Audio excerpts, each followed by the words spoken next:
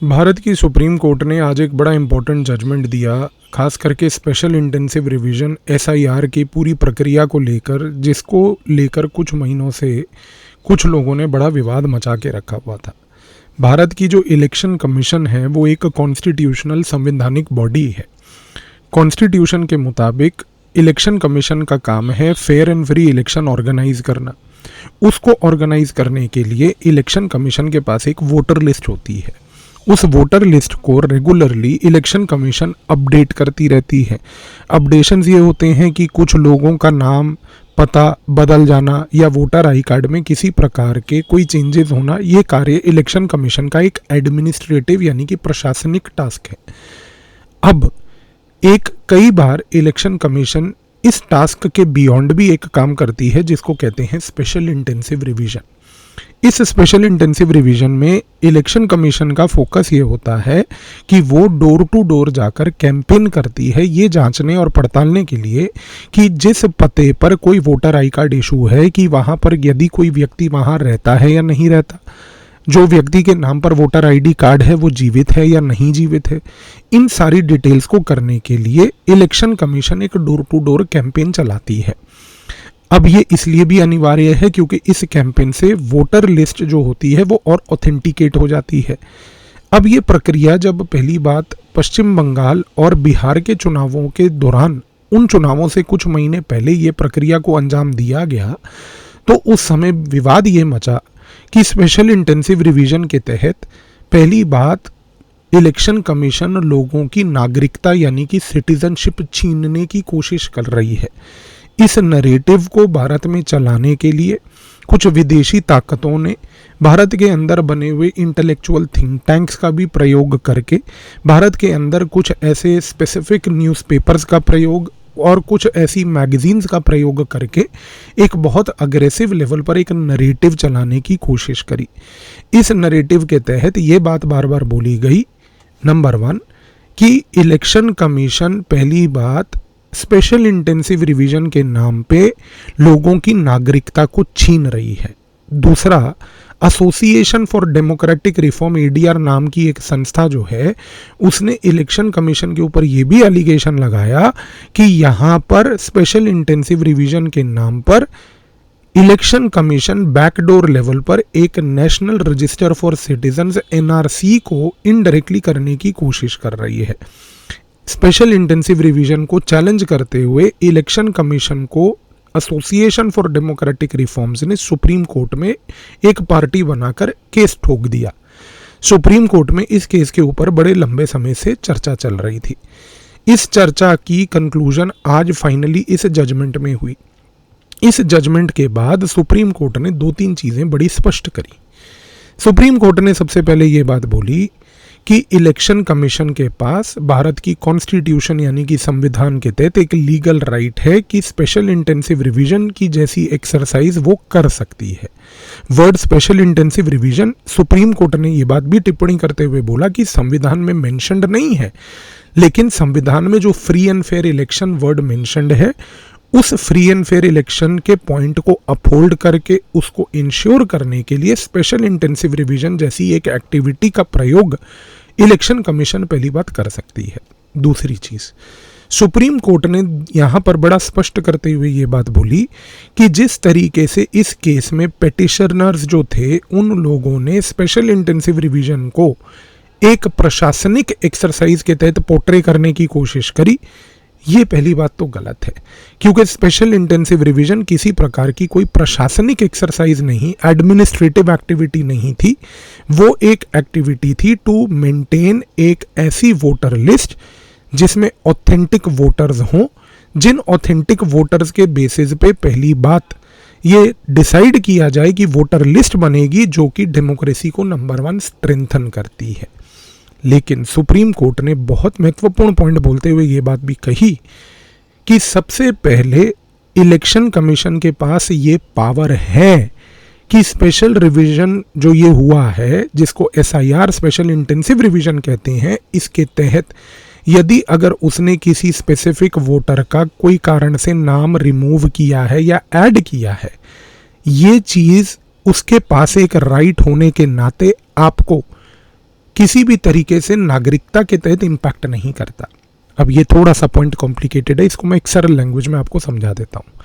Supreme court ने बोला कि एक वोटर लिस्ट में वोटर का नाम होगा या नहीं होगा, उस पर्टिकुलर चीज़ को जांचने पड़तालने के लिए इलेक्शन कमीशन अलग अलग प्रकार के डॉक्यूमेंट्स के थ्रू ये चीज़ पता करवा सकती है, जांच करवा सकती है। लेकिन अगर जांच पड़ताल के बाद सुप्रीम कोर्ट ने ये बात बोली कि यदि इलेक्शन कमीशन जो है, अगर वो इस निर्णय पे आती है कि ये व्यक्ति का नाम वोटर लिस्ट में नहीं होना चाहिए, तो वोटर लिस्ट से आपका नाम सुप्रीम कोर्ट ने कहा कि इलेक्शन कमीशन हटा सकती है। लेकिन गौर कीजिए कि सुप्रीम कोर्ट ने, फिर मैं बोला कि यदि इलेक्शन कमीशन ने किसी वोटर का नाम स्पेशल इंटेंसिव रिवीजन के दौरान वोटर लिस्ट से अगर रिमूव करा तो उसकी नागरिकता नहीं छीनती है।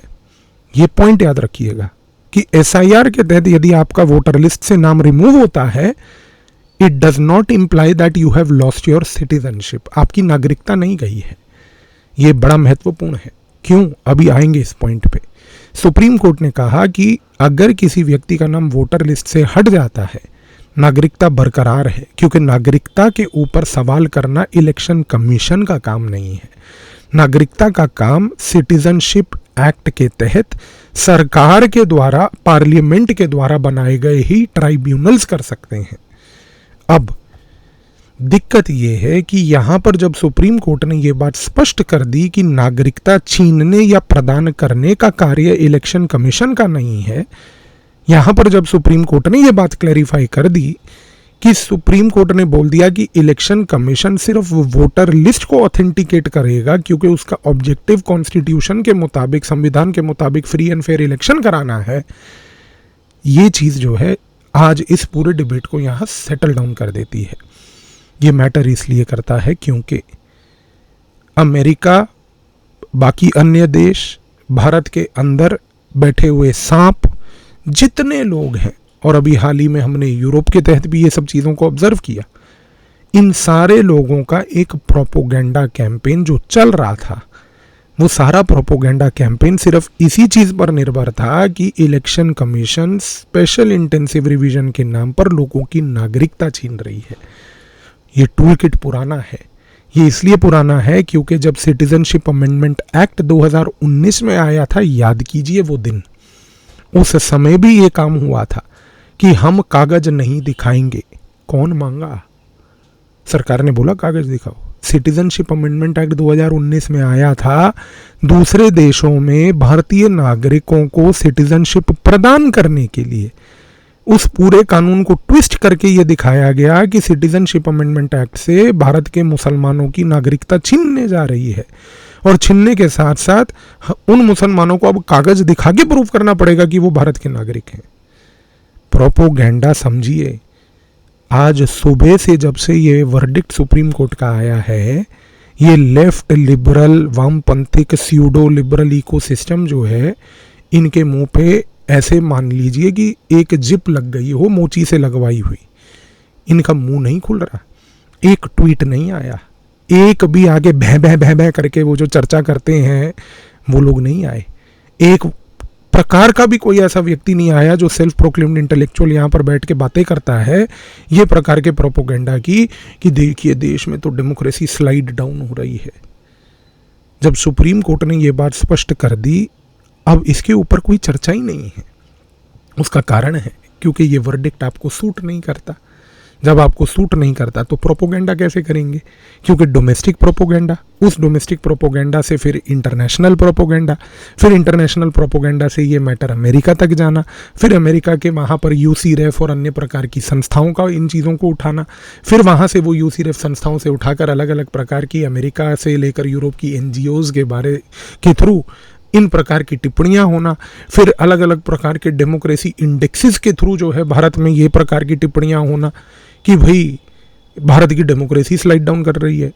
और सबसे सरप्राइजिंग बात, चुनाव हारने के बाद फिर ये प्रोपोगेंडा चलाना कि चुनावी हेरफेर हुई है और हम तो चुनाव हारे ही नहीं। पश्चिम बंगाल में भी ये हुआ, वहाँ पर भी दीदी जो है चुनाव हारने के बाद हम तो चुनाव हारे ही नहीं। दीदी आपको वोट नहीं मिला, इस चीज़ को मानिए। आपके निकम्मेपन के कारण जो आपकी सरकार ने पिछले कुछ दशकों से किया, लोग उससे त्रस्त थे। रियलिटी को एक्सेप्ट कीजिए। लेकिन नहीं, क्योंकि रियलिटी एक्सेप्ट तभी करनी है जब चुनाव हमारे फेवर में है। पूरे भारत के अंदर चुनाव रिग होते हैं। विपक्ष की सरकार हिमाचल में बन जाए, वहाँ चुनाव रिग नहीं हुआ, जबकि वहाँ पर भाजपा की सरकार हटके कांग्रेस आई। केरला में जो है, जब वहाँ पर अभी कांग्रेस की सरकार बनी, वहाँ चुनाव रिग नहीं हुआ। बंगाल में चुनाव रिग हो गया। तमिलनाडु में अभी सत्ता परिवर्तन हुआ तो वहाँ पर चुनाव रिग हो गया। इस प्रोपोगेंडा को समझिए, क्योंकि ये प्रोपोगेंडा एक माइंड वॉर, कॉग्निटिव वॉर का हिस्सा है।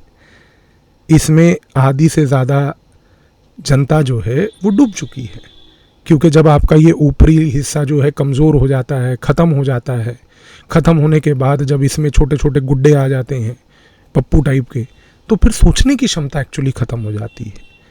आज सुप्रीम कोर्ट के इस वर्डिक्ट ने ये जो चीज़ के ऊपर क्लैरिटी दी, एक भी लेफ्ट लिबरल, स्यूडो लिबरल चर्चा नहीं करेगा इसके ऊपर। आप देखिएगा, उसका कारण मैंने आपको बता दिया है, क्योंकि वर्डिक्ट आपको सूट नहीं करता है। तो आप सिर्फ सूटेबल पॉइंट के ऊपर प्रोपोगेंडा कीजिए, कॉग्निटिव वॉर कीजिए। इस तरीके से देश के अंदर गेम चल रहे हैं, ध्यान दीजिएगा। धन्यवाद।